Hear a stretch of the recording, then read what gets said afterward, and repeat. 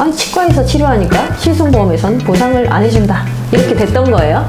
그랬는데 이제 환자분들이 턱관절 치료를 치과에서 받고서 이건 아닌 것 같았던 거죠. 그래서 환자분들이 금융감독원에 민원을 많이 넣기 시작하면서 금융감독원에서 보도자료를 발표하게 됩니다.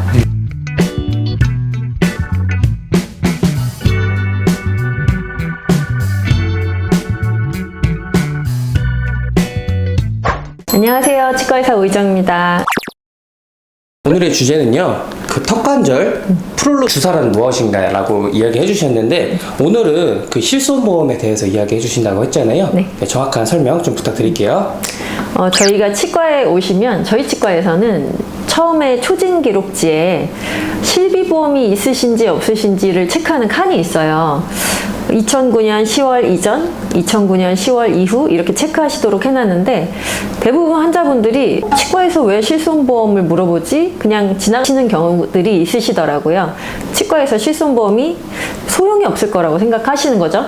그런데 결론적으로 말씀드리면 쓰임새가 있습니다. 모르셨죠? 네, 몰랐습니다. 모르는 분들이 많이 있으실 거고, 사실 치과의사 분들도 많이 모르시고, 심지어는 그 보험을 판매하는 보험 설계사 분들도 잘 모르는 경우가 많아요. 그래서 2009년 10월 이후에 들었을 때 치과에서 쓰임새가 있는 실손보험 오늘 소개를 해드리려고 합니다.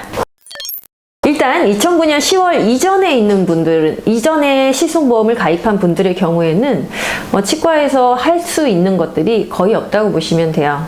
물론 보험사마다 약관이 2009년 10월 전에는 보험사마다 약관이 다 다릅니다.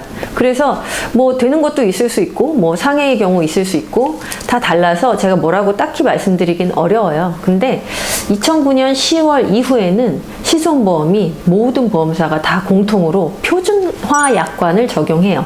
표준화 약관. 이걸 적용을 하는데, 그래서 보험사마다 보상 범위가 다 같아요. 그래서 이제 그 다음부터는 통일이 된 거죠. 보험사별로 보험료는 다르겠지만요. 근데 2009년 10월 이후에 드신 분들은 치과에서 치료를 받았을 때 일단 급여 항목은 보상을 합니다. 급여 항목이라고 하는 거는 우리가 예를 들어 스케일링이라든지 잇몸 치료라든지 또 뭐가 있을까요? 기타 보험되는 그런 치료들 있잖아요. 대표적으로는 잇몸 치료가 있겠죠. 이런 것들에게서 자기 부담금은 제외를 하겠죠. 자기 부담금은 제외하는 거는 다 시기마다 얼만큼씩 제외하는 게 다를 테니까 다르실 거고, 어쨌든 치과 치료 급여를 보상하는데 비급여는 보상을 안 했어요. 원래 그렇죠. 레진 치료한 거, 크라운 치료한 거, 임플란트 치료한 거 치과에서 했다고 해서 실손보험에서 보상 안 하잖아요. 그럼 여기서 턱관절 치료는 어떻게 할지 좀 궁금하시죠? 턱관절 치료를 치과 치료로 볼 것인가 아닐 것인가, 어떻다고 생각하세요? 저는 아닌 것 같아요. 치과 치료 아닌 것 같죠? 네. 예를 들어서 퀴즈를 내볼게요. 턱관절 치료를 통증의학과에서 주사를 맞았어요. 실비보험이 될까요, 안 될까요? 안 되지 않을까요? 돼요. 될걸요? 네. 자, 퀴즈 두 번째 드릴게요. 네. 턱관절 치료를 네. 예를 들어서 재활의학과에서 물리치료를 했어요. 실비보험 될까요, 안 될까요? 이거 됩니다. 되겠죠? 네. 마찬가지로 턱관절 치료를 그럼 치과에서 치료를 했어요. 네. 될까요, 안 될까요? 그럼 되겠네요. 돼야 되겠죠? 네. 이게 똑같은 턱관절 치료인데, 예를 들어서 정형외과 가서 프롤로 주사를 맞았는데 되고, 네. 치과에서 프롤로 주사를 맞았는데 안 되면 형평성이 어긋나잖아요. 그쵸. 그건 이상하죠. 심지어 턱관절 치료의 주 전공과는 치과입니다. 모르시는 분들도 많아요. 그런데 이제 어떤 환자분이 저한테 그러셨어요. 선생님, 저 턱관절이 전 정형외과를 가야 될지 치과를 가야 될지 모르겠어서 왔어요. 이런 분도 계셨거든요.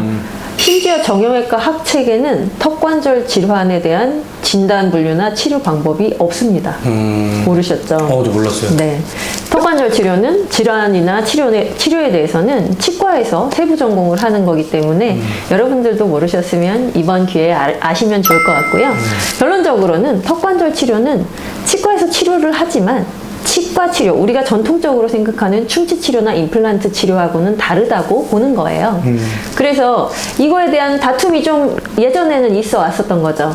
치과에서 치료하니까 실손보험에선 보상을 안 해준다. 이렇게 됐던 거예요. 그랬는데 이제 환자분들이 턱관절 치료를 치과에서 받고서 이건 아닌 것 같았던 거죠. 그래서 환자분들이 금융감독원에 민원을 많이 넣기 시작하면서 금융감독원에서 보도자료를 발표하게 됩니다. 그래서 보도자료를 발표했는데 실손보험 거기 치과 치료에서 턱관절은 좀 빼줘. 그건 치과 치료로 한정 지을 필요는 없어. 이렇게 한 거예요. 그래서 보도자료에 따르면 이제 구강, 혀, 턱관절 질환에 관련된 치과 치료는 급여든 비급여든 다 보상을 해준다라고 보도자료를 냈습니다. 이게 이제 2015년에 나온 보도자료예요. 그러니까 그 전까지는 환자하고 맨날 보험사하고 싸웠던 거죠. 그리고 보험사하고 환자하고 싸우다가 환자가 뭐 금융감독원에 민원도 넣고 그러다가 이제 공시가 발표가 됐어요. 그런데 그때까지도 보험사가 지금도 모르는 보험 설계사 분들도 있으니까요. 그때까지도 이제 보험사가 이제 보상을 안 해주고 있던 것들에 대해서 이전 것들도 소급해서 적용을 한다. 턱관절 치료에 비급여 치료도 보상을 해줘라. 이렇게 됐던 거예요.